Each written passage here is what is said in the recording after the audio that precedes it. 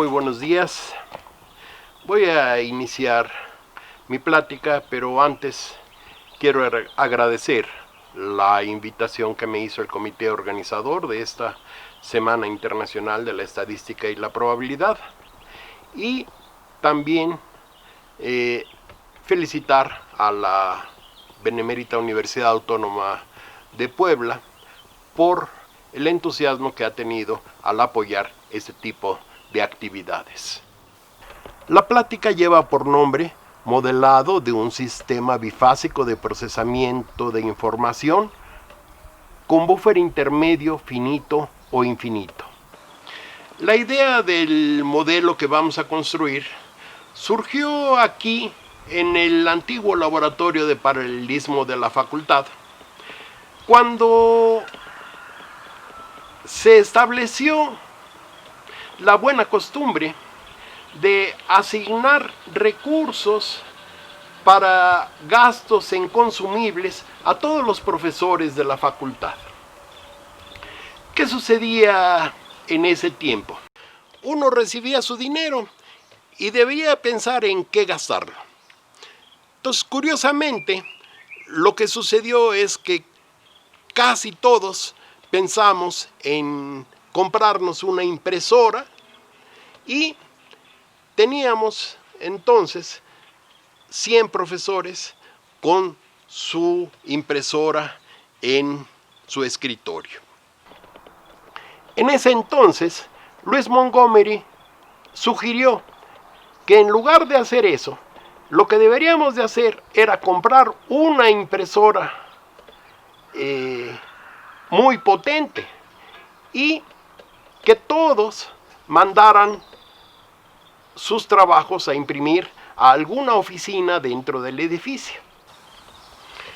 Esto es, que en lugar de tener 100 impresoras paradas casi todo el tiempo en cada cubículo, simplemente cuando alguien deseara imprimir, podría mandarlo a una unidad central que tuviera un buen almacenamiento para múltiples páginas, porque se suelen mandar a la impresión trabajos de tamaño considerable.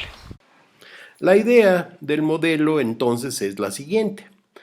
Supongamos que tenemos n usuarios y que en un momento determinado y de ellos están enviando información al dispositivo de impresión.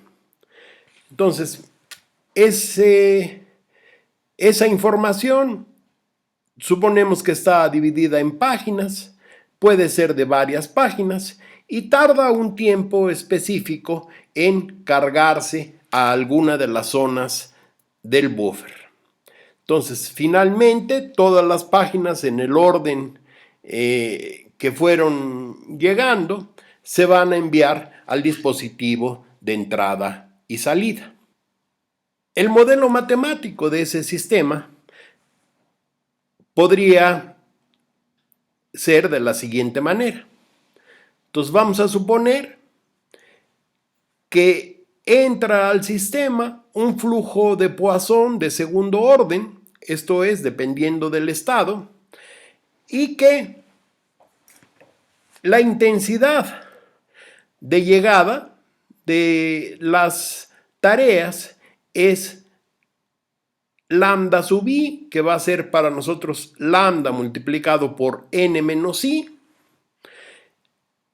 y que cada una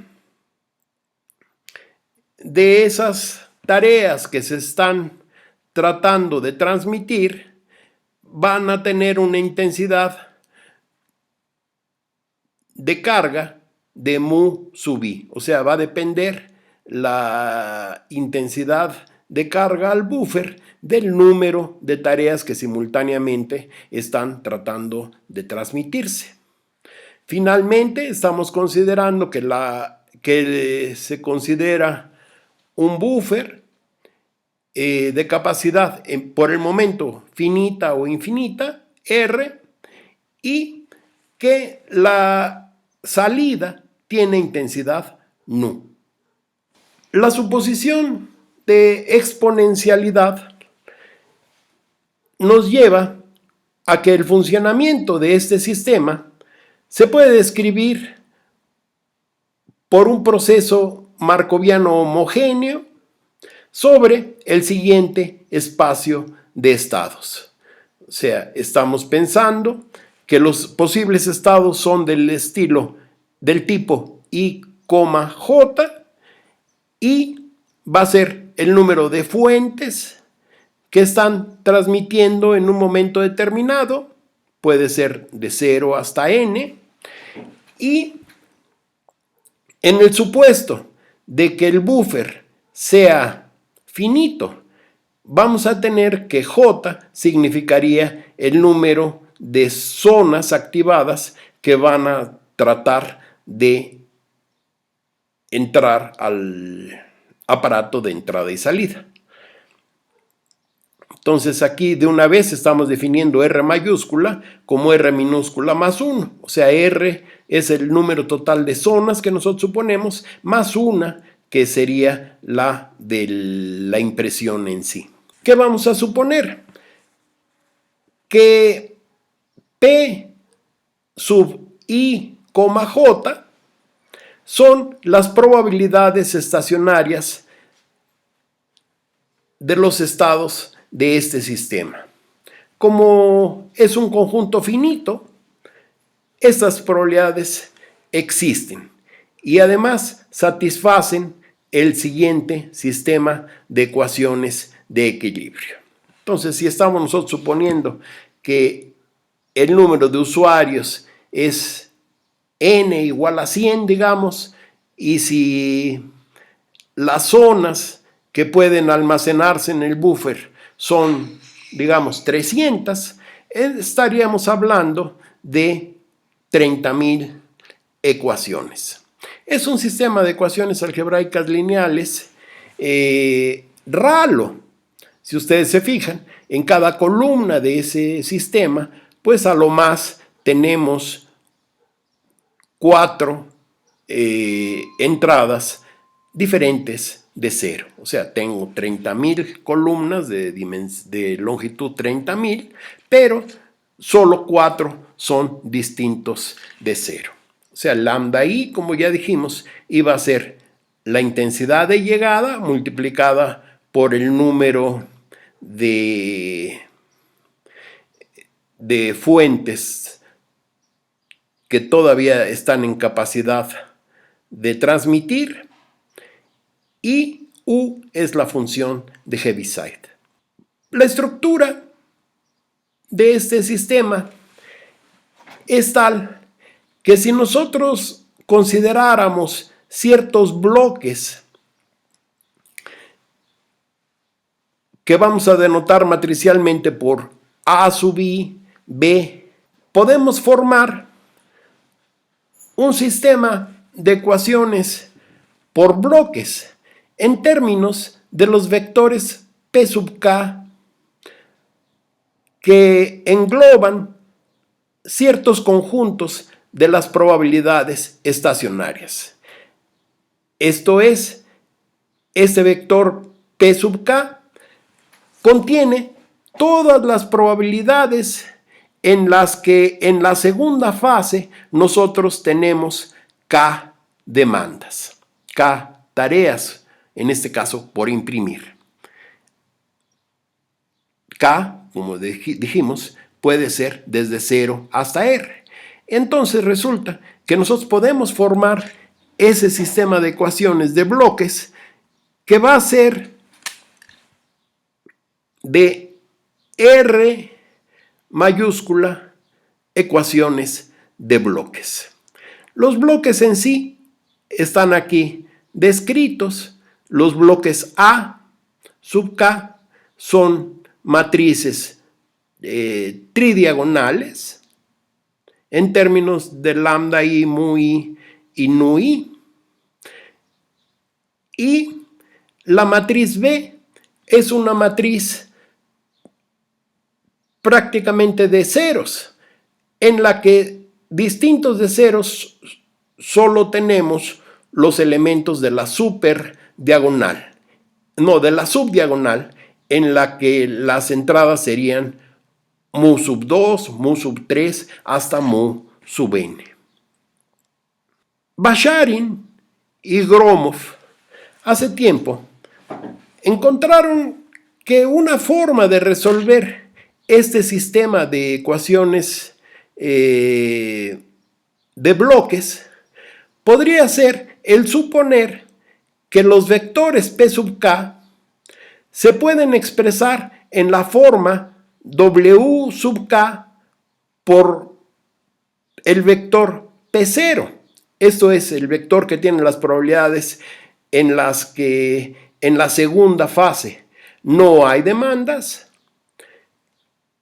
y con W sub k ciertas matrices desconocidas. ¿Qué resulta? Que si nosotros sustituimos esta forma de los vectores P sub k en el sistema de ecuaciones de matrices de bloques que acabamos de presentar, se puede encontrar exactamente cómo van a estar definidas estas matrices. Esas matrices están presentadas en esta fórmula 6. Adicionalmente a estas matrices W, vamos a considerar una matriz auxiliar que sería WR más 1, definida como lo que se obtendría de expresar por la misma forma la última ecuación de las matrices de bloques. Esta matriz va a ser clave en la solución de nuestro problema. En este caso, de la ecuación mencionada, vamos a tener el sistema de ecuaciones 8. Hay un detalle que todavía no hemos considerado, que es el de la condición de normalización. O sea, nosotros sabemos que si sumamos todas las probabilidades, en este caso, usando la representación de los vectores P sub k, tendríamos la fórmula 9. Entonces, esta sería la condición de normalización. El sistema homogéneo 8, junto con la condición de normalización, va a ser el que nos dará la expresión para el vector P sub 0.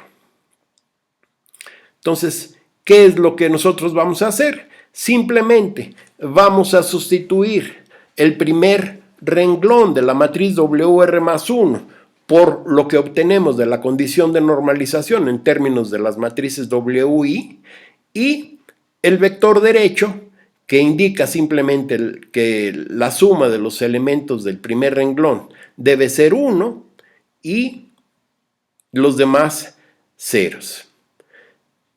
Entonces, si resolvemos el sistema 11, el vector P0 va a ser el buscado, y junto con la definición de las P sub k podemos finalmente obtener las probabilidades estacionarias, todas.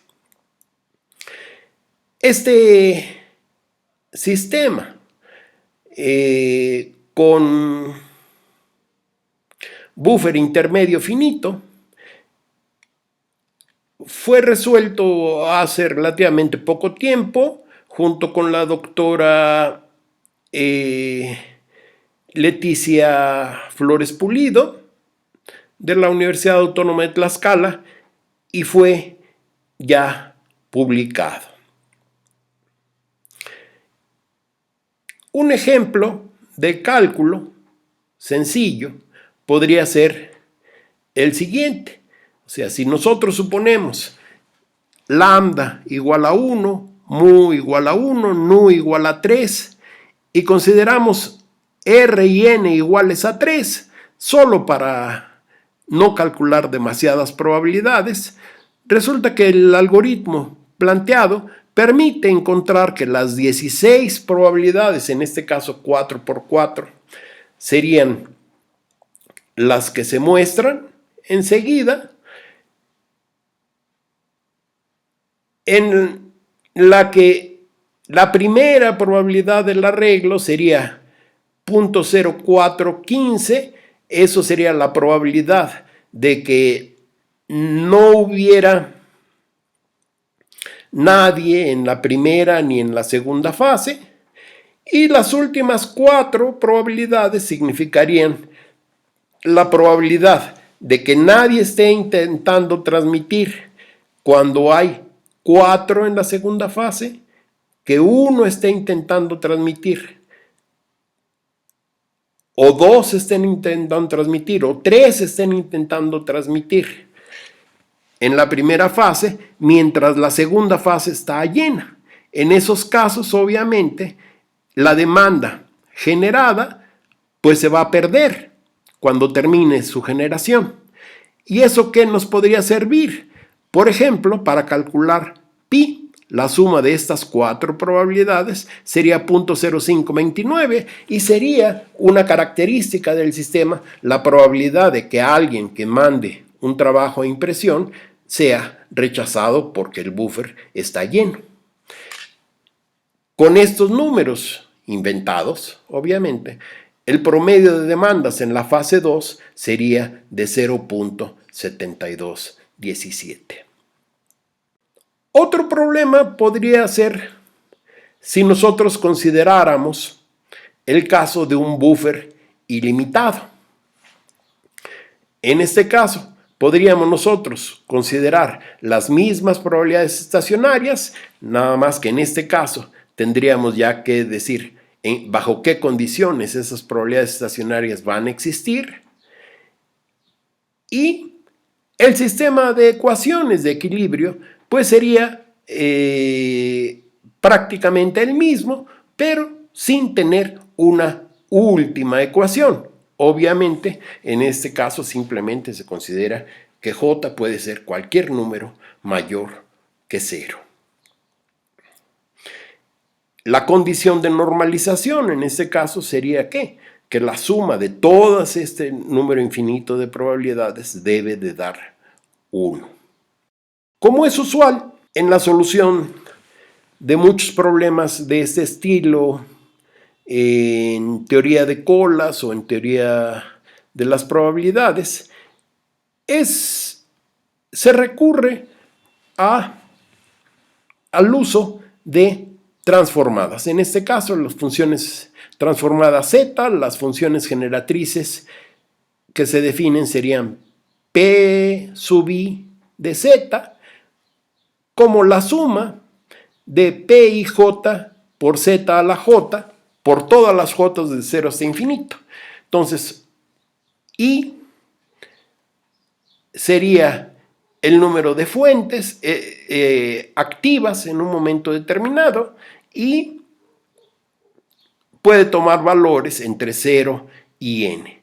Obviamente estas funciones generatrices nosotros las vamos a definir en el círculo unitario. ¿Qué resulta? Que podemos introducir las funciones generatrices P y de Z como ciertas funciones que aglutinan las probabilidades P y J, I fijo y J desde 0 hasta infinito, en términos de esta transformada Z.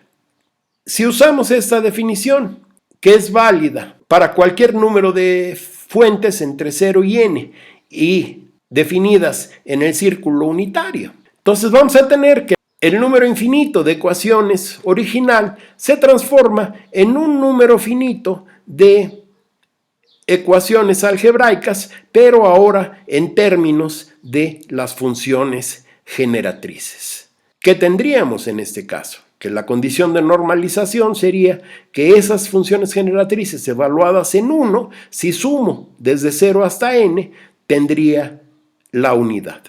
Si se observa, lo que tenemos es que en términos de estas funciones generatrices, el sistema de ecuaciones obtenido es nuevamente un sistema tridiagonal.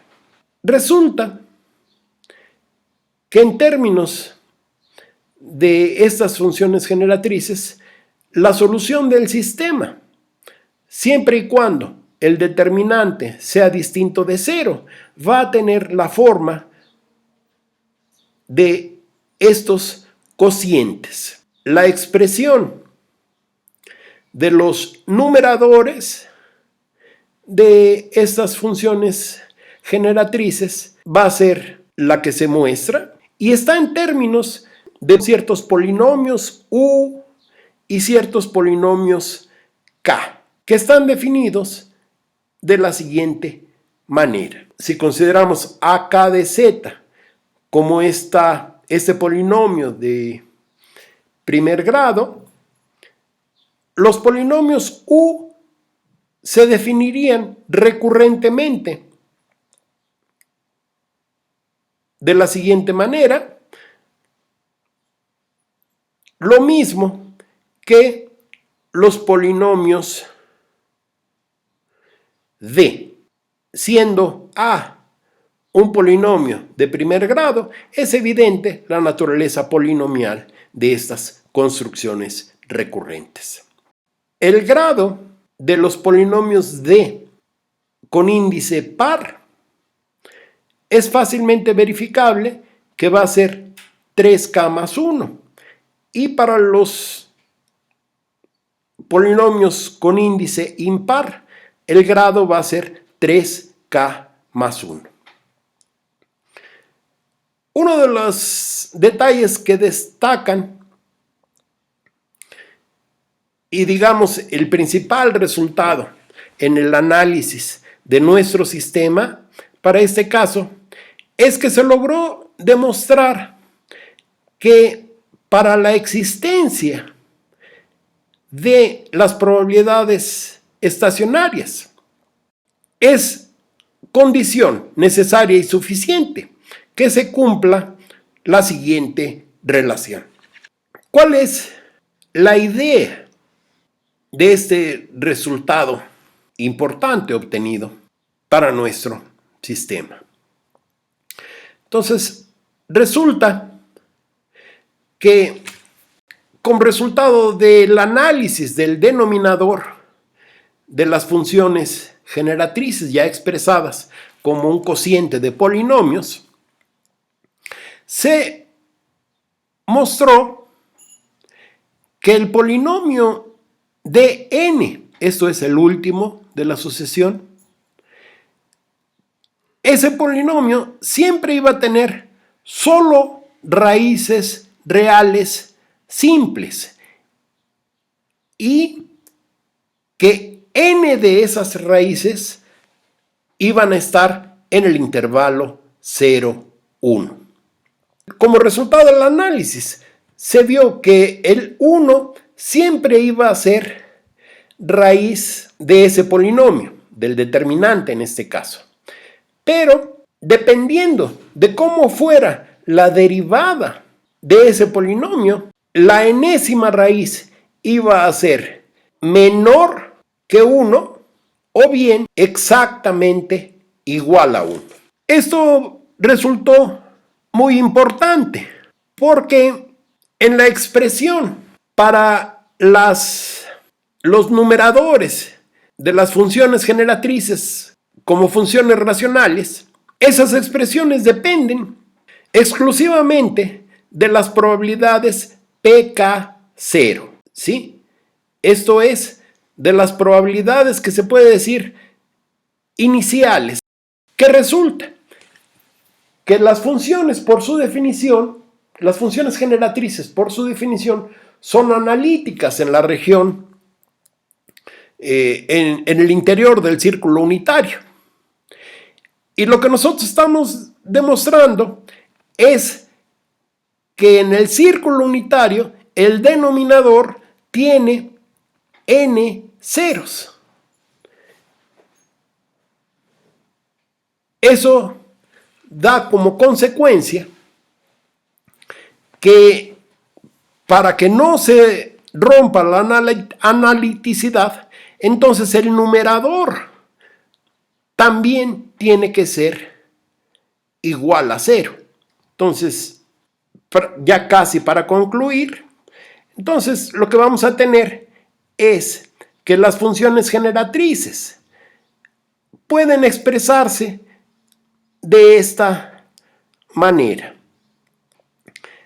¿Qué pasa? Que en general el grado del numerador, del polinomio numerador, es mayor que el grado del denominador.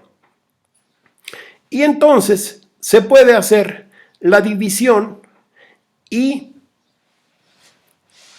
expresar nuestras funciones generatrices como un cociente en el que el grado de n sub i ya es estrictamente menor que el grado de dn más un cierto polinomio. ¿Qué es lo que nosotros tenemos extra? Como demostramos, dije que todas las raíces de dn son simples. Al hacer la división, vamos a eliminar todas las raíces menores que 1 y nos van a quedar puras raíces reales mayores que 1. Entonces, podemos desarrollar este cociente ni entre dn en fracciones simples solo por las raíces de el denominador, que son estrictamente mayores que 1. Pero esos cocientes 1 entre zk menos z pueden ser fácilmente desarrollados en serie. Y en consecuencia vamos a tener expresiones para las probabilidades estacionarias de la forma siguiente. O sea, las probabilidades con primer índice par se van a expresar como estas sumas por el número de términos en el número de raíces mayores que 1, más el coeficiente correspondiente de el polinomio Q, y las impares tendrían esta forma. Hasta aquí se presentó entonces un procedimiento algorítmico. Aparentemente el único problema puede estar en un momento cuando se quiere numéricamente encontrar para un juego de parámetros las raíces del polinomio de n, el polinomio denominador. Como vimos, si yo tomara un número razonable para n, como 50 usuarios, el polinomio tendría alrededor de 150 raíces, reales y simples, de las cuales 50 están ubicadas entre el 0 y el 1. Eso puede ser, en principio, un problema. Con MATLAB no se ha podido resolver más que para polinomios de grado no muy grande, pero si consideramos que hay egresados de este posgrado que han enfrentado ese problema en el análisis de otros sistemas y que han mostrado que con Maple es posible de resolver, entonces se puede decir que aunque puede ser ese análisis lento, el obstáculo de la búsqueda de las raíces no es insalvable. Bueno, hasta aquí mi presentación. Muchas gracias.